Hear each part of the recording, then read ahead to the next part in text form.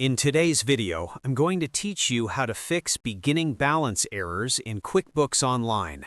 If your accounts aren't reconciling or you see a mysterious difference, the beginning balance is often the culprit. The beginning balance is the starting point QuickBooks uses for your account, usually the first amount when you set up the account. If it's off, every reconciliation afterward can be off too. The good news is it's quick to review and correct. Once you're in QuickBooks Online, look to the left panel and click Accounting. This takes you to where your company's accounts live.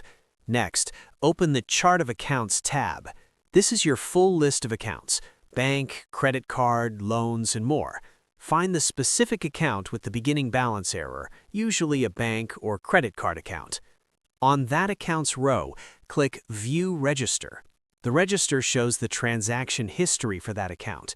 Locate the beginning balance entry, typically the very first transaction in the register, often labeled Opening Balance or similar. Click directly on it to open it for editing. Now, edit the beginning balance so it matches your official statement balance on the date you started tracking this account in QuickBooks Online.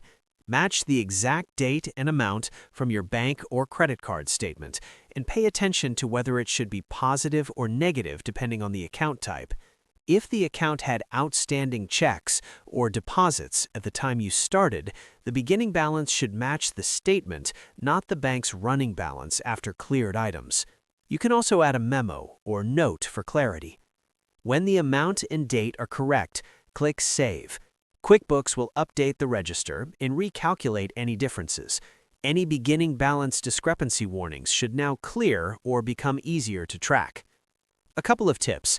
Avoid editing beginning balances for periods that are already finalized, unless you know why you're changing them. Adjusting a reconciled account here can create discrepancies. Make a quick note of the original amount before changing it so you can revert if needed. Consult your accounting professional for complex cases.